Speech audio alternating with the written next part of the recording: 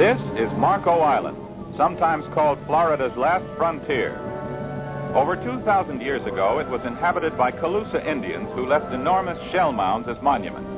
Then came the Spaniards, and after them the pirates, who, it is said, buried on the beach the gold they looted from the Spanish galleons. Its modern history begins about 1880. As we see it here, spread out beneath our wings, Marco presents a panorama of verdant splendor. The largest of the 10,000 islands, Marco has the highest elevation, rising in the interior to over 50 feet above sea level. The island encompasses nearly 7,000 acres, including over 150 acres of beachfront, extending over 3 miles along the western shore. Marco lies in the Gulf of Mexico, just off the southwestern edge of Florida, about 28 miles south of Naples and 104 miles west of Miami. Our mission to explore and photograph the island led us to some fascinating discoveries about its past, its present, and its exciting future. Crossing the bridge from the mainland, we left behind the hurried pace of the everyday and entered the tranquil world of another time, almost another era, the remote quiet and beauty of the South Seas.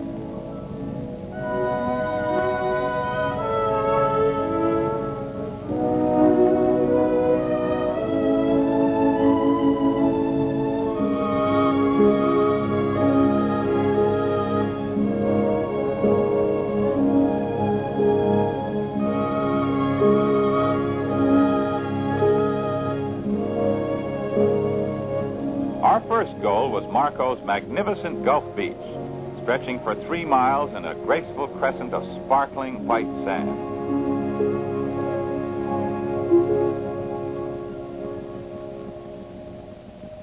Joe and Eva Yagi, who have lived in Florida for many years, made their first trip to Marco with our camera crews to discover with us the magic of this subtropic wonderland.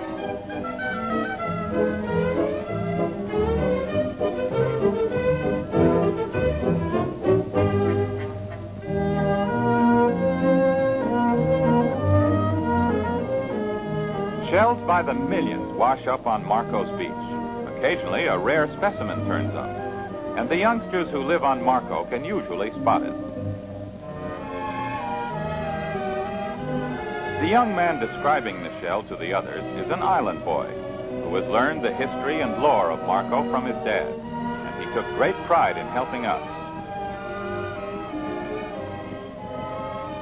Much of Marco Island's history is revealed in the shell mounds built by the Calusa Indians so long ago. Bud, our island guide, took us to one of the huge mounds that he and his dad had opened a few days before.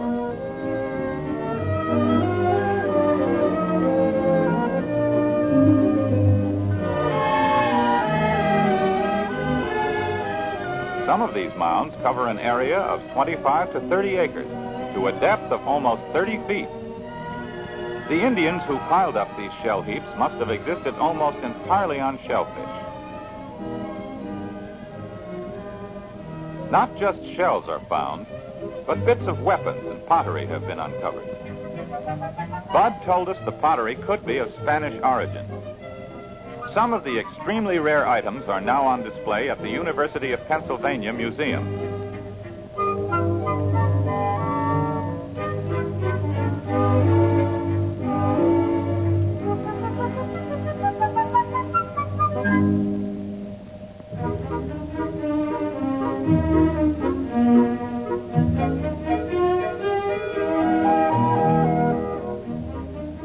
On the winding road through the center of the island, we came to one of the highest points on Marco, 40 feet above sea level, and the only modern home presently in the interior.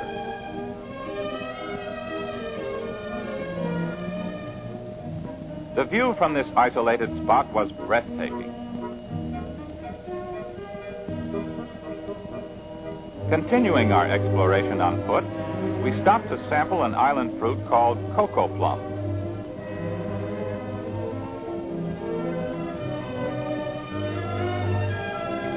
Well, it is different.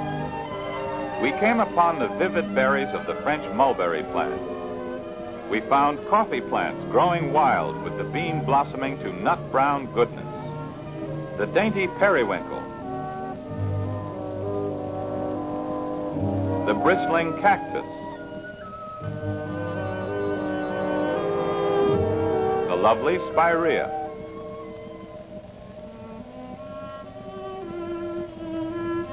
we're guarded by a tall and spike-like century plant.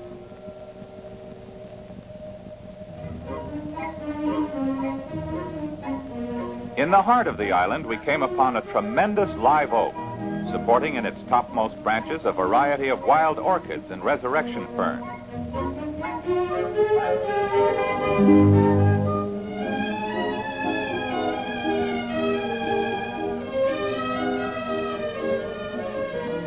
In the early 1900s, a 30-room hotel called the Heights was built at the top of this path, which was once a road.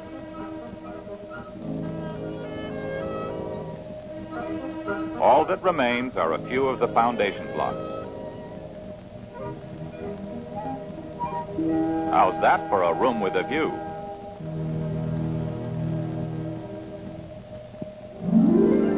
Snook Haven, a harbor and marina on the southern side of the island, so named because Marco has long been famous for snook fishing. Other varieties include tarpon, redfish, jewfish, snapper, bass, sea trout, and kingfish.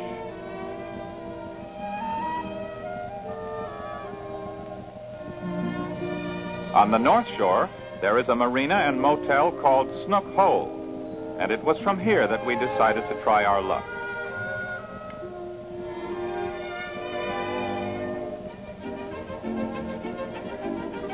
Bud was an old hand at snook fishing, and with Dent Turner as captain and guide, we set out on a fine sunny morning.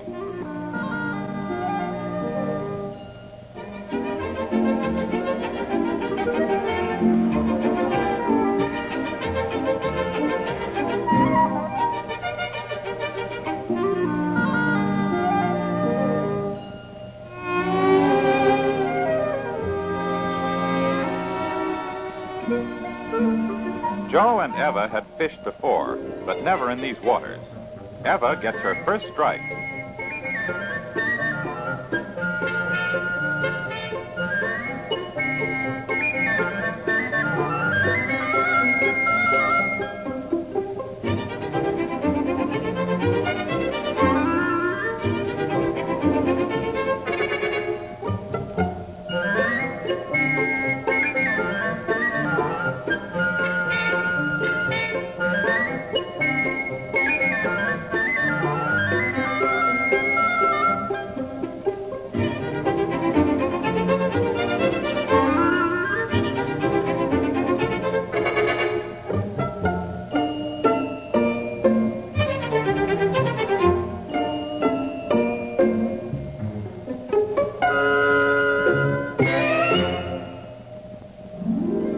Nothing quite like a day on the water. We had a chance to see another part of Marco on the return trip. Gorgeous palms, lush vegetation, and a look at one of the fishing resorts hugging the shoreline.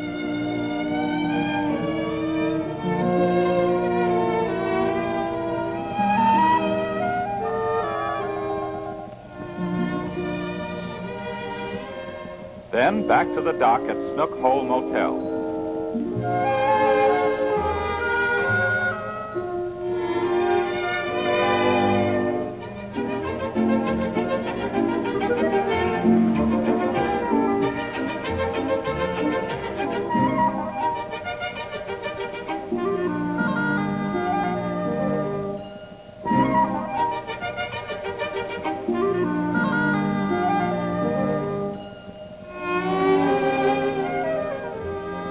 That's a pretty sight for dinner tonight.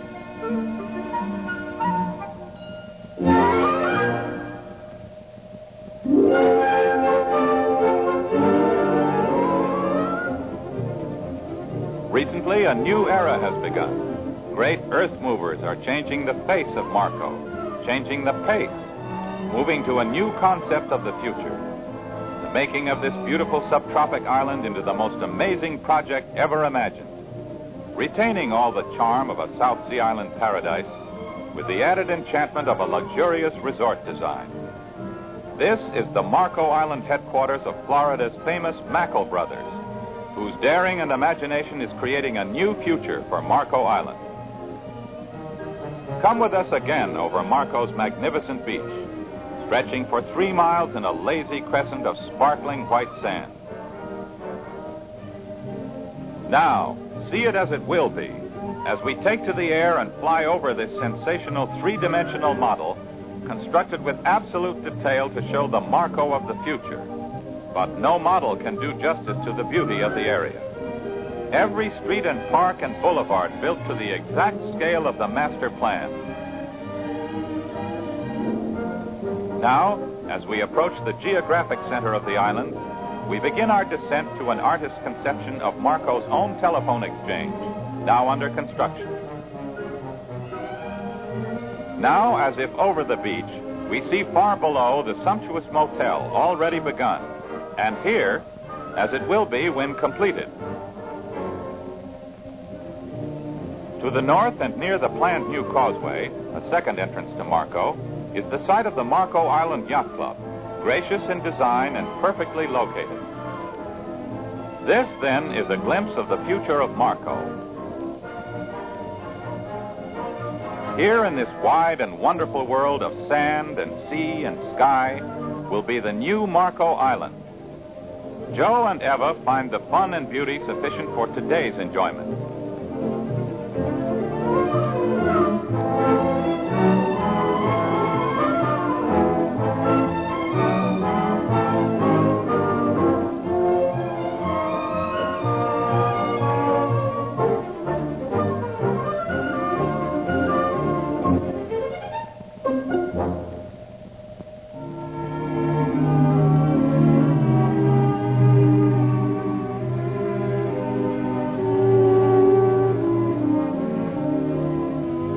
Our mission accomplished, we turn back in space and time from this last frontier, to remember it as it is and was, and to return again to marvel at the sweep of man's imagination when coupled with nature's loveliness.